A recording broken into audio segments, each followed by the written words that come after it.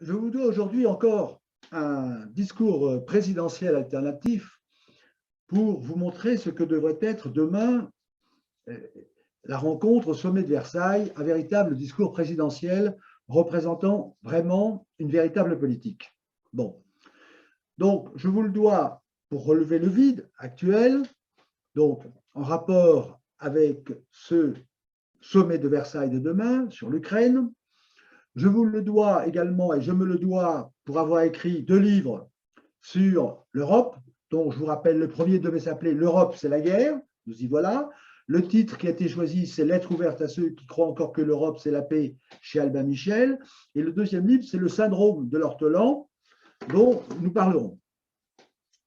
Donc, je vous le dois également au titre de ma vidéo du 25 février, Magie noire de Macron contre Magie blanche de Poutine, dans lequel je disais que continuer une guerre qui est déjà perdue, eh bien, dans le droit de la guerre, ça s'appelle un crime de guerre, bon, dont le chef est passible du dernier châtiment, si j'ose dire. Et puis, j'évoquais la trahison, évidemment, des États-Unis qui engagent les autres à aller à la mort, mais évidemment, arrivent ou n'arrivent pas au dernier moment, comme nous l'avons vu en 1914.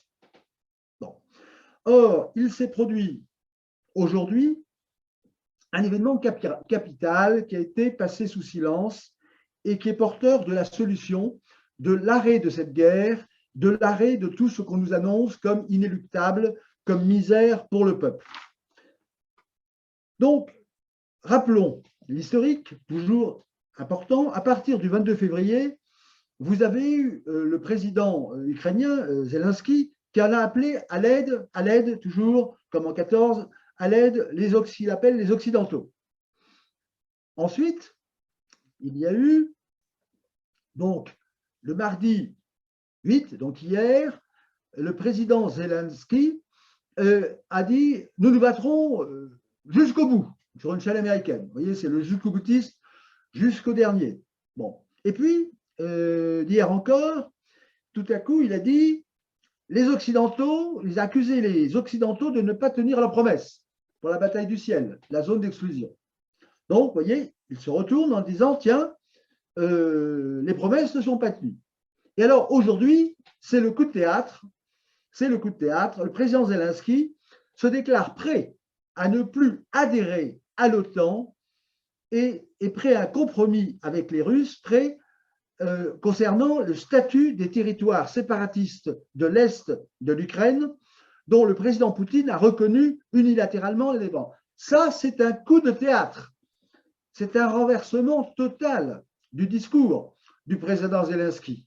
On appelle à l'aide, on dit qu'on se battra jusqu'au bout, on dit au secours, les promesses ne sont pas tenues, et tout à coup, on tire les conséquences. Qui est mieux placé que le président Zelensky pour connaître le véritable rapport des forces? Dans ce qu'on appelle, on peut dire, le brouillard de la guerre des médias, eh bien, c'est le bon indicateur. Et c'est un retournement total prêt à ne plus adhérer à l'OTAN, c'est-à-dire au casus belli.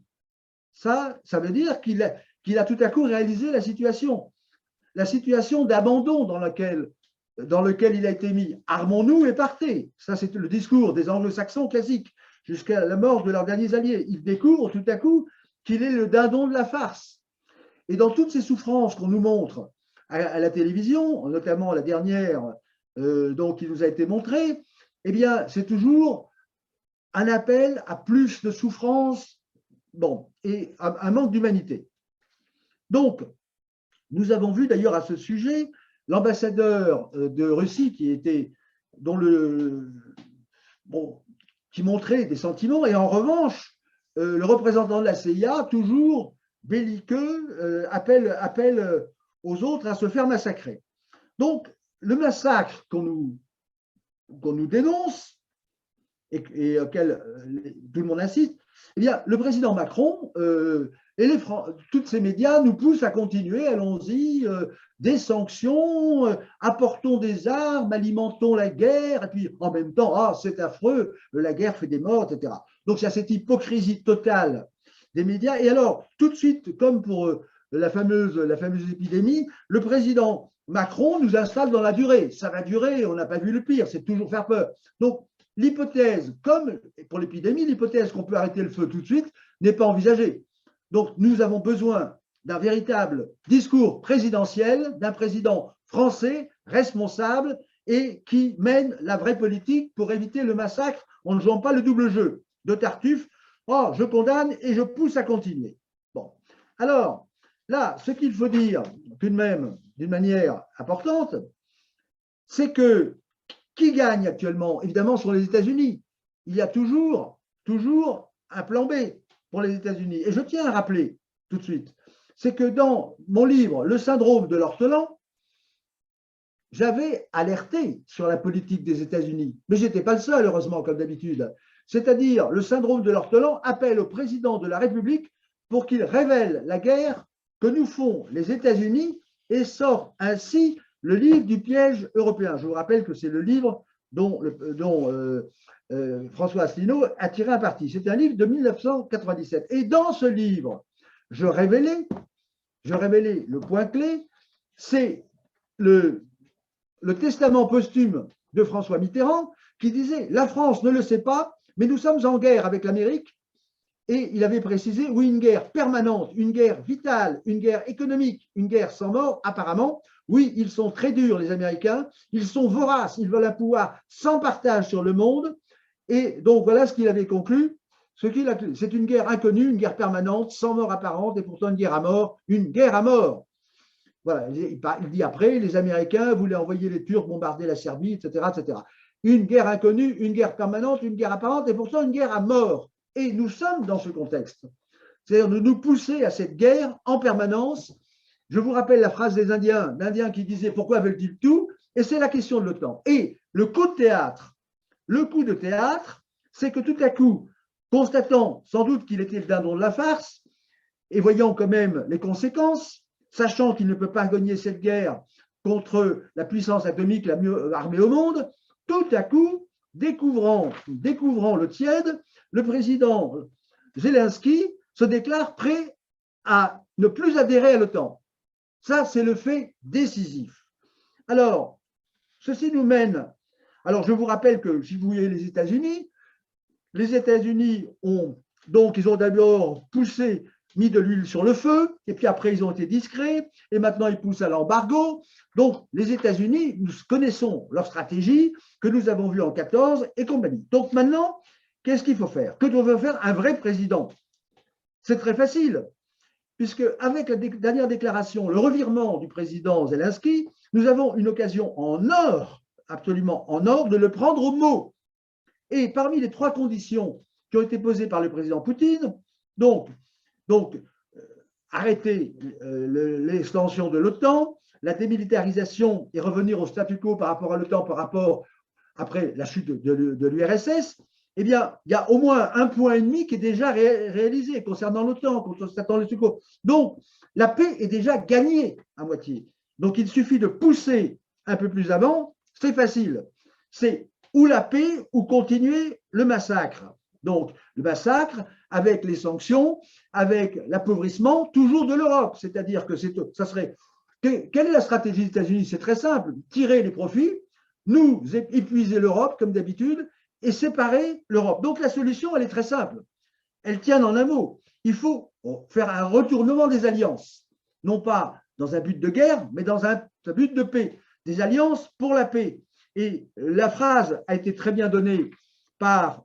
Donc, il faut stopper cette course au massacre dont le président Macron dit « Nous n'avons pas vu le pire, il s'engage exactement comme dans l'épidémie. On ne cherche pas à arrêter le virus, on s'engage à le faire circuler, le virus de la guerre, bien entendu. » Bon, donc la phrase est très simple.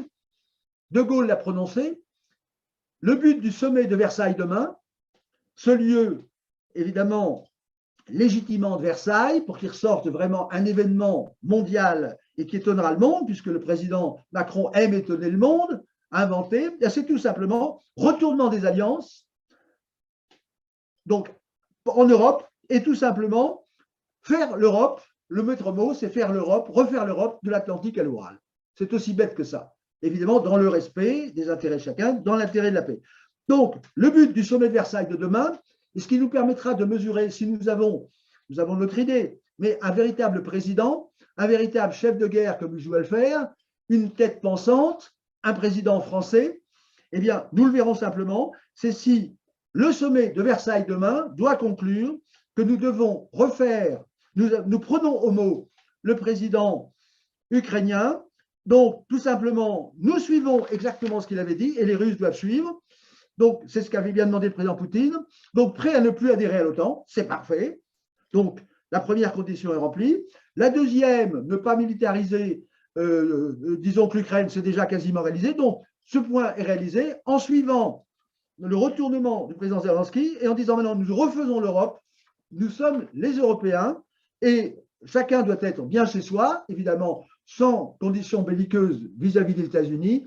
Nous voulons faire le traité de Versailles à l'envers, qui ne sépare pas l'Europe, qui unisse l'Europe et qui soit pour la paix. La paix, elle peut être dès demain, d'après-demain, si je peux dire, le cessez-le-feu est possible et toutes les catastrophes qu'on nous annonce peuvent être effectivement empêchées. Donc là, nous verrons demain si les Européens sont capables d'exister, si le président Macron est capable d'être le président de l'Europe et si on peut enfin damer le pion aux États-Unis, les remettre à leur place et arrêter leur domination du monde. Le président Poutine l'a dit, ils ne veulent pas de Russie, ils ne veulent pas de personne indépendant, ils ne veulent que des petits toutous. C'est ce qu'a dit De Gaulle. C'est le meilleur héritage de Gaulle, refaire l'Europe de l'Atlantique à l'Oural. Et c'est pour ça que le président Gérald de Gaulle, n'a jamais voulu participer au débarquement qui, je vous le rappelle, vu du côté anglo-saxon, ce n'était pas la libération, c'était invasion, l'invasion. Donc il faut stopper l'invasion des États-Unis pour la paix du monde, parce que les États-Unis, ce sont des fauteurs de guerre permanentes. Donc voilà, donc le maître mot demain du sommet de Versailles, c'est de conclure appel à la paix, à l'appel à cesser le feu, demander, c'est les accords, suivre les accords de Minsk et en accord avec le président Zelensky, le prendre au mot. Donc, ne plus adhérer à l'Europe, l'OTAN, remettre l'OTAN à sa place et il est prêt à faire un compromis sur les statuts des territoires séparatistes, c'est la base. Et là, en poussant dans le bon sens, eh bien, nous devons non pas aller dans le sens de la guerre, dans le sens de lequel nous poussent les États-Unis, mais une paix européenne contre une guerre anglo-saxonne. Voilà, et nous verrons demain, nous mesurons si cette évidence diplomatique, militaire, économique et sanitaire et humanitaire est suivie, ou bien si nous avons des tartuffes qui, en faisant semblant de trouver atroce des enfants qui sont morts, les morts, veulent continuer la guerre dans cet agenda caché qui ne sert que les anglo-saxons, que les États-Unis. Donc, demain, les intérêts de la France, les intérêts de l'Europe, bien compris, les intérêts de l'Ukraine, les intérêts de la Russie, donc les intérêts de l'Europe, de l'Atlantique à l'Ural, doivent être la mesure du succès du sommet de Versailles des chefs d'État européens demain et après-demain.